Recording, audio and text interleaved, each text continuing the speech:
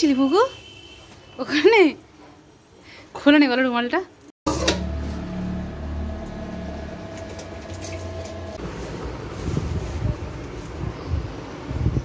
নমস্কার বন্ধুরা, সম্পাদক দিবস আইডি ব্লগে অনেকখানি স্বাগত। আজকে রবিবার, সকাল বাজে এখন 7:30। প্রতিদিনের মতো আজকেও আমরা শাশুড়ি আর বৌমা এখানে রুটি আর চা নিয়ে বসে পড়েছি। হ্যাঁ, আমি আর আমার শাশুড়ি প্রতিদিনই, প্রায় বলতে পারে বেশিরভাগ দিনেই আমরা চায়ের সাথে একটা করে রুটি খাই। কারণ আমাদের সকাল সকাল অনেকটা উঠি, আর আমাদের সেই টিফিন বা ব্রেকফাস্ট যাই বলো না, কারণ সেটা করতে না সেই 10:30 বেজে যায়। আর অনেকটা শুধু 1 কাপ লিকার চা খেয়ে না একদমই থাকা যায় না। আর ওই ছোটো ফুচকার পেছনে ছুটতে ছুটতে আরোই খিদে পেয়ে যায়। তো সেই কারণেই মা আর আমি এই একটা করে গরম গরম রুটি মা সেঁকে আর এই চা দিয়ে আমরা খাই, খেয়ে আমাদের সকালটা একদম শুরু করি। তো আজকে অনেক কিছু রান্নাবান্না হবে। মিস্টার পাল গেছে ওইদিকে বাজারে, আজকে বানাবো একটু বিরিয়ানি। আর সাথে ওকে বললাম, বাজারে যাওয়ার সময় বললাম একটু পেটাই পরোটা, যেটাকে পেটাই পরোটা বলে, বহুদিন খায় না জানো, তো ওকে আজকে আনতে বলেছি। আর বাপি যেহেতু এইসব খাবে না বলে মা বাপির জন্য রুটি করে, সেই রুটি আমরা এখানে একটা করে খেলাম। চলুন, এসে গেছে মিস্টার পাল। তো এই যে এসে গেছে, ও আজকে বাজার থেকে এনেছে চিংড়ি মাছ আর মাংস। আর এই মাছ বললো নাকি বাজারে সেরম আজকে ভালো বড় সেরম মাছ কিছু পায়নি, তো এই মাছগুলোই পেয়েছি, তো সেটাই এনেছে। এইখান থেকে বাবুকে একটা মাংসের ঝোল করে দেব। আর এইদিকে আমি মাংসটা বসিয়ে দিয়েছি, কারণ আমাদের বাড়িতে বিরিয়ানি মানে না 2 রকম মাংস হবে। কারণ আমার বাপি আর জেঠু, মানে আমার শ্বশুরমশাই আর জেঠু শ্বশুর, ওনারা হচ্ছেন বিরিয়ানি খায় না। ইভেন বিরিয়ানি চালের ভাত করে দিলেও না সেটাও খাবে না, তারা কোনো গন্ধই নিতে পারে না। ওই জন্য যখনই আমার বাড়িতে বিরিয়ানি হয়, পুরো ওদের জন্য আলাদা সব কিছু রান্না করতে হয়। মাংস আলাদা করি, ভাত আলাদা করি, এবার ভাতের সঙ্গে আলাদা কী খাবে সেটাও হবে। তো সেই কারণে ওইদিকে বাপিদের আজকে হবে উচ্ছে আলু ভাতে। এই মাংসটা একটু মাখা মাখা মতনই করবো, অনেক বেশি ঝোল করব না।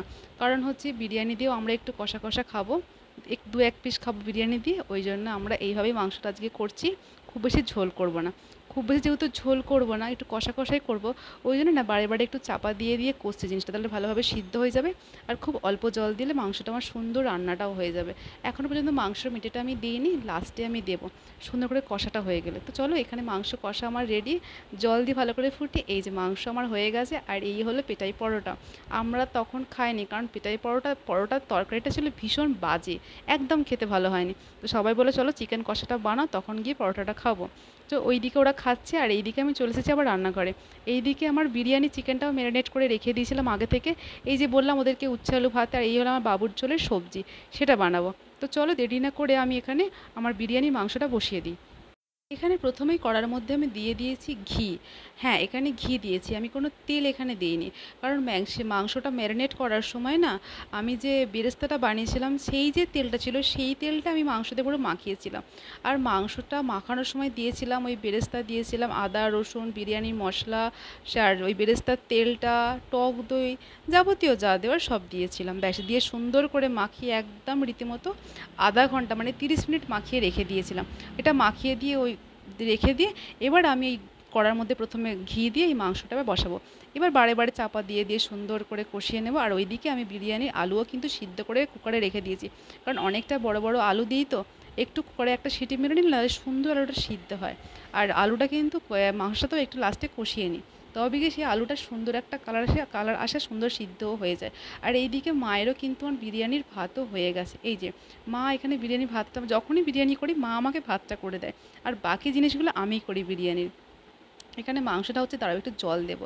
এই মশলাটাই ধুয়ে একটু দিয়ে দেবো, তাহলে কি মশলাটাও আমার ফেলতে হলো না। এইটাই ধুয়ে কড়াই দিয়ে দেবো, এটা দিয়ে ভালো করে চাপাতি চাপাতি বারে বারে কষাবো। দিয়ে একটু কষানো হয়ে গেলে বিরিয়ানি চাপিয়ে দেবো। আর হ্যাঁ, আর একটা কথা বলি, আজকে না অনেক বড় একটা কাজ আছে, সেটা নিয়ে অনেক চাপের আছে। গরম গরম করে না কিছু কাজে যেন হাত দিতেও ইচ্ছা করে না। দাঁড়া, ওইদিকে এসে গেছে আমার বিহান, দেখো। ওই যে ও গেছিলো বাবার সাথে ঘুরতে, বাবা বলে তোমাদের কাজ করতে দেয় না, দাও ওকে একটু ঘুরে নিয়ে আসি। তো সেই নিয়ে গেছিলো, রোদ বলে না মাথায় একটা রুমাল বেঁধে দিয়েছিলাম, ওর অসম্ভব রোদ না, তো রুমালটা বললাম ওর বাবাকে যে বেঁধে দাও, ভালো থাকবো। তো দেখো এইদিকে আমার বিরিয়ানির মাংসটা মোটামুটি তেল ছেড়ে গেছে, সুন্দর কষানো হয়ে গেছে। আর এখানে কয়েকটা কাঁচা লঙ্কাও চুড়ে দিয়ে দিয়েছি। তো তো মাংসটা এখানে রেডি কষানো হয়ে গেলে আমি বিরিয়ানি তাড়াতাড়ি দমে দিয়ে দেব। আর আজকে করব রুমটা ডিপ ক্লিন, অনেক দিন করি না। যখন আমার বাবু হয়নি তখন আমি এইগুলো প্রায় 2-1 দিন ছাড়াই করতাম, বাট ও হয়ে যাওয়ার পর থেকে না মানে সত্যি মানে এই সব কাজগুলো আমার একদমই করা হয় না। আর ওর বাবারও সারা সপ্তাহ পরিশ্রমের পর এই একটা দিন পায়, ওরও আর ভালো লাগে না। তো চলো সেইটা দুজন আজ সিদ্ধান্ত নিয়েছি, এই আজ গরম কালকে এই সব ভাবতে ভাবতে আমাদের কাজগুলো আর হয় না। আজকে আমরা রুমটা সুন্দরভাবে ডিপ ক্লিন করবো। তো দেখো এইদিকে আমি বিরিয়ানিটা একদম দমেও দিয়ে দিয়েছি। চলো বিরিয়ানিও হয়ে গেছে আর প্রত্যেকের জন্য এখানে বিরিয়ানি বাড়াও হয়ে গেছে, চিকেন কষার বিরিয়ানি। তো এই যে ফাইনালি আমরা চলে এসেছি, খাওয়া দাওয়া করে একটু রেস্ট নিয়েছিলাম, নিয়ে একদম রুম ডিপ ক্লিন করতে চলে এসেছি। আজকে একদম সত্যি কথা বলতে না মানে এইভাবে আগে থাকতে পারতাম না, কিন্তু চেষ্টা করি পরিষ্কার পরিচ্ছন্ন রাখা, কিন্তু তার মধ্যে মানে ঝুল হয়ে যাওয়া। আর বাচ্চা কাচ্চার ঘর সকলে তখন আমাকে বলতে একটা কথা কি জানো, যদি বলতাম আজকে কাজের আমার দেরি হয়ে গেছে, তখন বলতো সবাই কি আমাকে বাড়িতে ছোট বাচ্চা নেই তাও এত কাজের দেরি কিসের। সত্যি সেই কথাটা আজকে আমি রিয়েলাইজ করছি তারা কেন এই কথাটা আমাকে বলতো। একটা বাড়িতে ছোট বাচ্চা থাকলে না কোথা থেকে যে সময় পেরিয়ে যায় না সত্যিই বোঝা যায় না, সত্যি বোঝা যায় না। আর এই কিছু কিছু এক্সট্রা কাজগুলো না একদম আর করা হয় না, করব করব করে মানে ওদের পিছনে তো অর্ধেক সময় শেষ, খাওয়ানো থেকে চান করানো থেকে ব্যাস। আর কোথায় সময় মানে পেয়েও উঠি না। আর যেটুকু পাই তখন মানে একটু শুয়ে বসে থাকি, আর ভালো লাগে না। তো এইদিকে ঝোলটাও ঝাড়া হলো, এইদিকে মিস্টার পালের দেখো আলমারিটা সুন্দর সেটিং করা হয়ে গেছে। এবার আমি বেডশিটটা পাল্টে দেবো, বালিশগুলো নিচে নামিয়ে দিয়েছি, এবার বেডশিটটা পাল্টালে না হয়ে যাবে। তো এই যে আজকে আমি এই চাদরটাই পাতলাম। আমার ব্লগ যারা দেখো তারা জানো আমি আমার পাড়া থেকে এক দিদিভাইয়ের থেকে এই বেডশিটটা কিনেছিলাম, ভীষণ সুন্দর, ভীষণ দারুণ দারুণ। দিদিভাই তুমি যদি ব্লগটা দেখো তাহলে দেখে কিন্তু আমাকে অবশ্যই কমেন্ট করে চাদরটা পেতে আমার বিছানায় কেমন লাগছে। তো চলো এখানে মোটামুটি হয়ে গেছে, আর একটা এবার এখানে রাখবো কিছু ফুল। এই যে গোলাপগুলো না আমার সবসময় ড্রেসিং টেবিলে আগে একটা ফুলদানি রাখতাম, একদম এত ভালো লাগতো আমার নিজের, ভীষণ ভীষণ ভালো লাগতো যে ঘুম থেকে উঠে বা যখনই নিজের বেডরুমে যখন ফুলটা দেখি না, ফুল দেখলে এমনি মন ভালো হয়ে যায়। বাট আমার বাবু আমার ফুলদানিটা ভেঙে দিয়েছিল, তারপর থেকে মানে ওর হাতের সামনে কিচ্ছু কিচ্ছু রাখতে পারে না, যা থাকে সব টেনে ফেলে দেয়। তো সেই কারণে রাখতে পারে না, কিন্তু আজকে একটু রাখলাম। তো ফাইনালি মোটামুটি আজকের মতন এই গরমের মধ্যেও সকাল থেকেই অনেক পরিশ্রম, বাট এই পরিশ্রমটা হয়েছে অনেক শান্তি মনে। মানে যখন মানে সত্যি কথা বলতে কি হয়, সারাদিনে খায় মানে কেউ যদি আমাকে একবেলা খেতেও না দেয় না, মানে কোনো কষ্ট নেই। যদি নিজের বেডরুমটা এরকম পরিষ্কার পরিচ্ছন্ন দেখি না, একদম নিট অ্যান্ড ক্লিন টিপটপ সুন্দর পরিপাটিভাবে গোছানো, এই যে কি শান্তি লাগে না। মানে কেউ যদি বলে তোকে একবেলা খেতে দেবো না, তোর ঘরটা না গোছানো থাক, মানে খুব খুব শান্তি লাগে।